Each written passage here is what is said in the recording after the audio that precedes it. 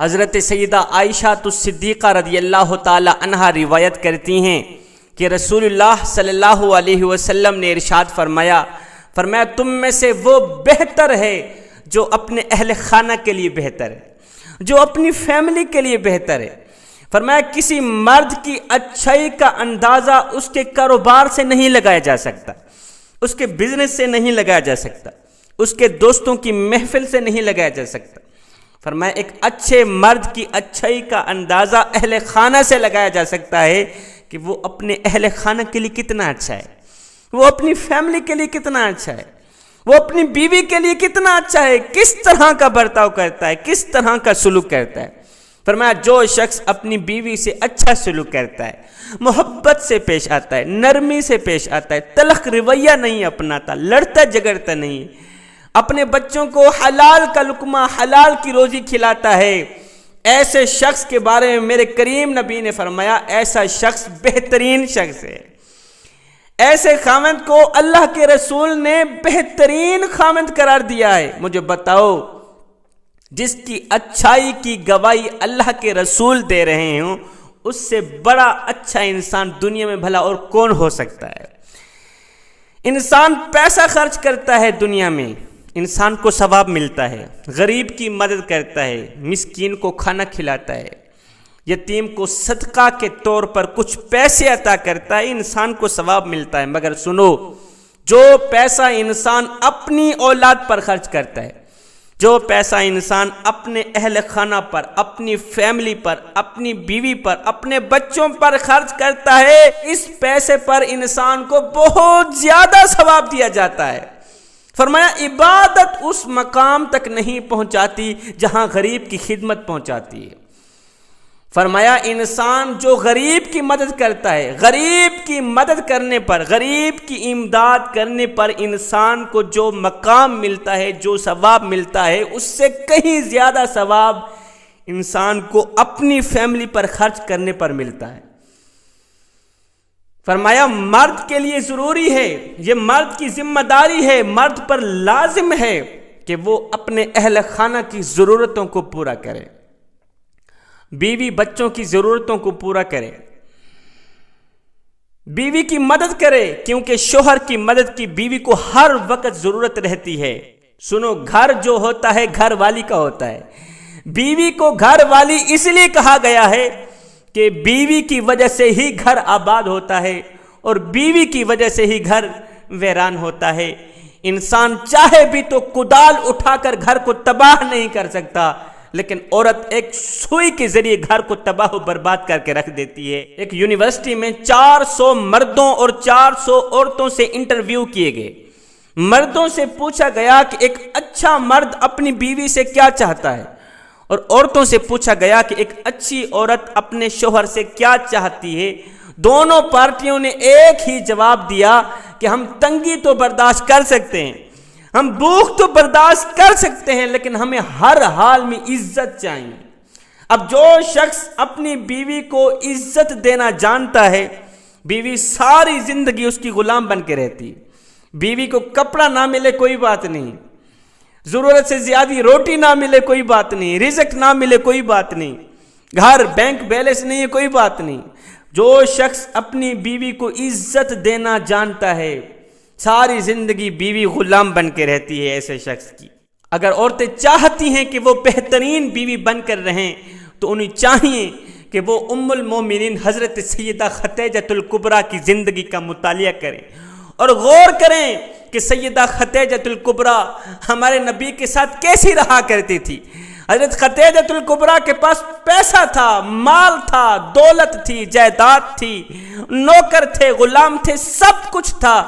جب میرے کریم نبی سے شادی ہوئی، نکاح ہوا، سب کچھ میرے نبی کے قدموں پہ قربان کر کے کہتی ہے آقا سب کچھ آپ کے نام پہ قربان، یہ مال بھی آپ کا، یہ جائیداد بھی آپ کی، یہ نوکر بھی آپ کے، یہ غلام بھی آپ کے، آپ جہاں چاہیں ان کو استعمال کر سکتے ہیں۔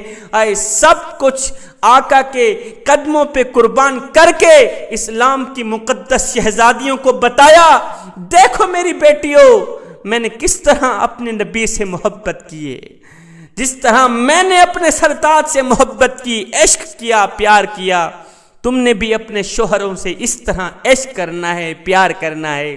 اور سنو، جس دوران ساری کائنات میرے نبی کی مخالف بن گئی تھی، میرے نبی جہاں دیکھتے تھے مخالف ہی مخالف نظر آتا تھا، اس دوران سیدہ خدیجہ الکبریٰ میرے نبی کو چھوڑ کر کے نہیں گئی، بلکہ میرے نبی کا دامن مبارک پکڑ کے کندھے کے ساتھ کندھا ملا کے میرے نبی کو حوصلے دیتی رہی۔ وہ تھی اسلام کی مقدس شہزادیاں جن کی گود میں اسلام پلتا تھا۔ ایسے ہی اگر سیدہ عائشہ صدیقہ رضی اللہ تعالی عنہا کی زندگی مبارک پڑھیں، آپ کی زندگی کا مطالعہ کریں، تو تمہیں پتہ چلے گا کہ سیدہ عائشہ صدیقہ میرے نبی کے ساتھ کتنا عشق کیا کرتی تھی، کتنا پیار کیا کرتی تھی، کتنی محبت کیا کرتی تھی۔ سیدہ عائشہ تو میرے نبی کے سامنے یوں تعریف بیان کیا کرتی تھی کہ اے آسمان، ایک تیرا سورج ہے اور ایک میرا سورج ہے، تیرا سورج فجر کے بعد طلوع ہوتا ہے، میرا سورج عشاء کے بعد طلوع ہوتا ہے، تیرے سورج کی روشنی ایک دن ختم ہو جائے گی، سن میرے سورج کی روشنی قیامت تک ختم نہیں ہوگی۔ آج ہے کوئی بیوی جو اپنے خامند کے ساتھ محبت کا اس طریقے سے اظہار کرے؟ آج خامند جتنا بھی اچھا بن کر رہنے کی کوشش کرے، کہیں نہ کہیں کوئی نہ کوئی بات بنا کر اس کی تمام اچھائیوں کو مٹی میں ڈال دیتی ہیں آج کل کی عورتیں، اور اپنے شوہر کو یوں محسوس کرتی ہیں کہ اس سے برا انسان پوری دنیا میں نہیں ہے۔ سیدہ عائشہ صدیقہ رضی اللہ تعالی عنہا، سیدہ خدیجہ الکبریٰ رضی اللہ تعالی عنہا کی زندگی آج کل کی عورتوں کے لیے روشنی کا مینار ہے۔ آج جو عورت چاہتی ہے کہ میں اچھی بیوی بن کر رہوں، تو اس عورت کو ان عظیم ماؤں کی زندگیوں کو پڑھ کر اپنے خاندانوں سے اچھے طریقوں سے زندگی گزارنی چاہیے۔ ایک صحابی کی شادی ہوئی، کچھ دن بعد یہ صحابی تجارت کے لیے سفر کو نکلنے لگا، کھانے پینے کا ضرورت کا سارا سامان گھر میں مہیا کیا، اپنی بیوی کو کہا کہ میرے آنے تک تو نے گھر سے باہر نہیں نکلنا، چاہے مجھے باہر 15 دن لگ جائیں، مجھے مہینہ لگ جائے، مجھے 2 ماہ لگ جائیں، تو نے میرے آنے تک گھر سے باہر نہیں نکلنا، اندر ہی رہنا ہے۔ یہ کہتے ہوئے شوہر سفر کو چلا گیا۔ کچھ دن بعد پتہ چلا کہ بیوی کا جو والد ہے بیمار ہو گیا، بہت زیادہ بیمار ہو گیا۔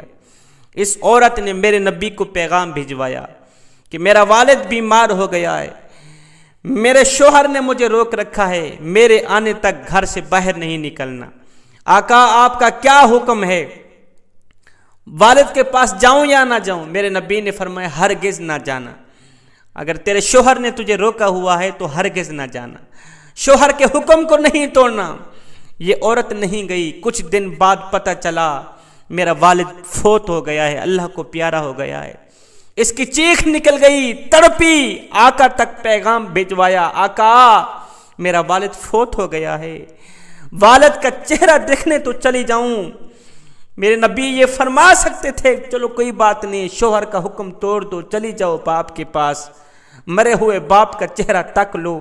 فرمایا نہیں، شوہر کا حکم نہیں توڑنا، اگر گھر میں بیٹھی رہو تو یہی تمہارے حق میں بہتر ہے۔ یہ بیوی گھر میں بیٹھ کے روتی رہی، باپ کی جندڑی کو روتی رہی، تڑپتی رہی۔ باپ کو غسل دیا گیا، کفن پہنایا گیا، باپ کا جنازہ پڑھایا گیا، باپ کی تدفین ہو گئی۔ تدفین کے بعد میرے نبی نے کسی کے ہاتھوں پیغام بھجوایا کہ جاؤ اس صابرہ عورت کو کہہ دو، وہ صابرہ عورت جو تو نے صبر کیا ہے، جو تو نے برداشت کی ہے، شوہر کے حکم کی پیروی کے صدقے، تیرے صبر کے صدقے اللہ نے تیرے باپ کی بخشش فرما دی ہے۔